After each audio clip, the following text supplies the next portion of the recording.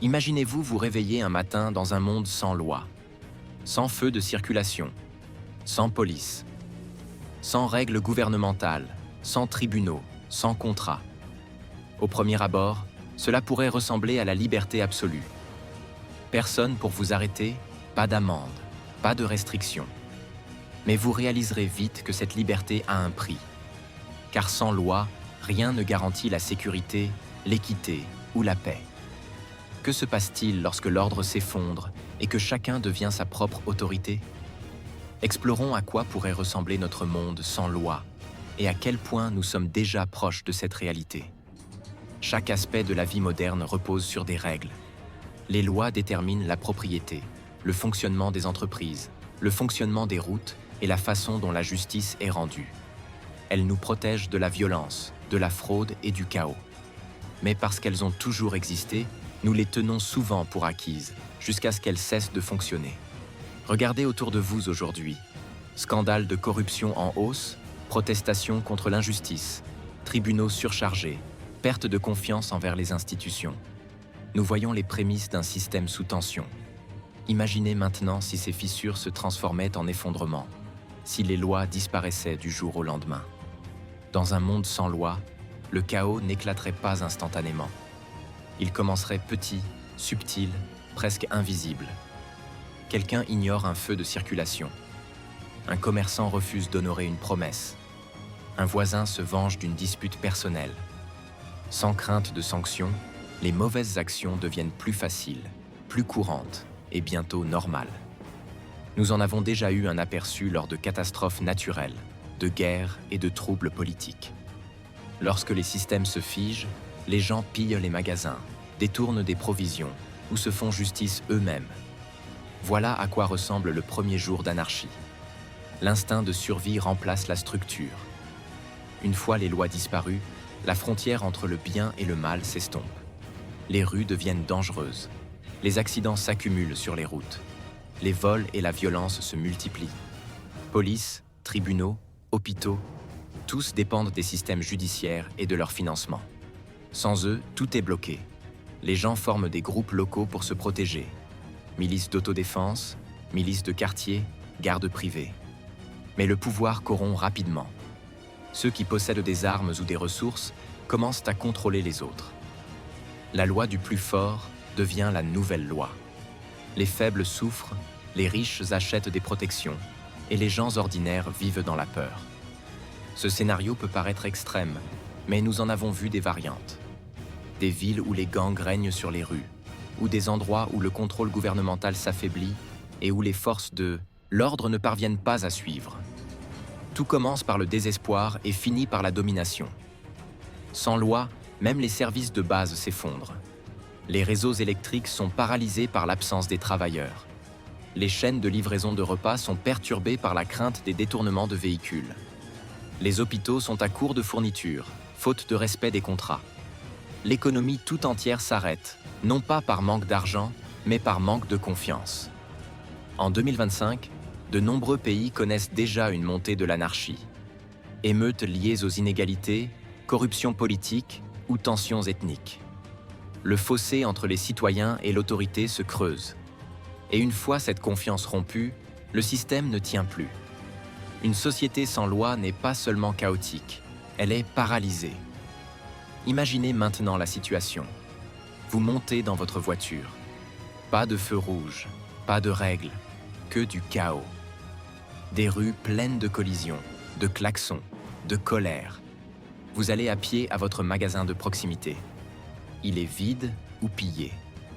Votre maison? Rien ne garantit qu'elle soit en sécurité pendant votre absence. Vous dirigez une entreprise? Les contrats ne servent à rien. Les gens acceptent les marchandises et refusent de payer. Vous essayez d'appeler la police, mais personne ne répond. Il n'y a plus personne pour faire respecter les règles. Même les urgences deviennent mortelles. Sans loi ni ordre, les ambulances sont bloquées, les pompiers ne peuvent intervenir et les hôpitaux refusent les patients. Chacun devient son propre protecteur, vivant dans une peur constante. Vivre sans loi n'est pas synonyme de liberté. C'est survivre. Si cet état de non-droit persistait pendant des semaines ou des mois, les conséquences remodèleraient l'humanité. Le pouvoir remplace les principes. Ceux qui ont de l'influence ou des armes dominent. De petits chefs de guerre ou des gangs locaux émergent. Les gens jurent fidélité non pas à la justice, mais à quiconque offre protection. Les économies s'effondrent. Plus de contrats, plus d'impôts, plus d'échanges. La monnaie perd de sa valeur, car personne ne tient ses promesses. Le troc fait son retour, et les biens essentiels, nourriture, médicaments, carburant, deviennent monnaie. La confiance sociale disparaît. On cesse de faire confiance aux inconnus, aux amis et même à la famille. La peur devient l'émotion par défaut. Et lorsque la confiance meurt, la société elle-même commence à disparaître. La moralité s'érode. Sans responsabilité, l'éthique s'affaiblit. Tuer, voler, mentir, autrefois des crimes, deviennent de simples stratégies de survie. La liberté se transforme en peur. Ce qui semble être une liberté totale devient son contraire. Impossible de dormir en sécurité, de voyager librement et de rêver d'un avenir meilleur. Pourquoi cette question « et si » est-elle importante aujourd'hui? Parce que de nombreux endroits se rapprochent de l'anarchie, non pas à cause de l'absence de loi, mais parce qu'ils ne parviennent pas à garantir un travail équitable. Quand la justice est lente ou corrompue, quand les puissants agissent sans conséquence, les gens perdent confiance. Ils commencent à se demander « Pourquoi respecter la loi si personne d'autre ne le fait ?» Cet état d'esprit est le premier pas vers le chaos. Partout dans le monde, nous constatons une hausse de la criminalité, des manifestations et de la méfiance envers les tribunaux. La désinformation et la fraude numérique prospèrent là où les règles sont en retard sur la technologie. Même les catastrophes climatiques poussent les gouvernements à bout, les populations pillant pour survivre ou se disputant les ressources. Ce ne sont pas des dystopies lointaines. Ce sont des aperçus de ce à quoi ressemble un monde sans loi fonctionnelle, et pourquoi nous devons nous en préoccuper avant qu'il ne soit trop tard. Les lois ne sont pas de simples restrictions. Ce sont les contrats invisibles qui permettent aux sociétés de coopérer. Elles protègent les faibles des forts et structurent la liberté. Lorsque les lois sont justes, elles deviennent une promesse commune. Qui que vous soyez, vous serez traité de manière égale et aurez une chance d'obtenir justice. Dans un monde en constante évolution, avec l'IA, les réseaux sociaux, la cybercriminalité et les migrations mondiales, nos lois peinent à suivre. Pourtant, sans elles, le chaos se propagerait plus vite que jamais. La stabilité n'est pas automatique. Elle se construit chaque jour grâce à des lois auxquelles chacun croit. Prévenir l'illégalité n'est pas seulement l'affaire des gouvernements, c'est la responsabilité de tous. Voici comment les sociétés peuvent rester fortes. Justice égale. Les lois doivent s'appliquer à tous, riches ou pauvres, puissants ou sans pouvoir. Transparence. Lorsque les gens voient l'équité, ils obéissent volontiers. Implication communautaire. Les citoyens doivent participer et non pas suivre aveuglément. Éducation. Les gens doivent comprendre leurs droits et leurs responsabilités. Responsabilité. Le pouvoir doit toujours répondre au peuple.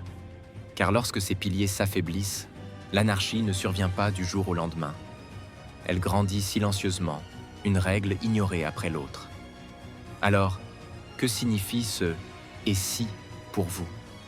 Cela nous rappelle que l'ordre dont nous jouissons, la possibilité de conduire prudemment, de gagner de l'argent, de parler librement, repose sur le fil ténu de la loi.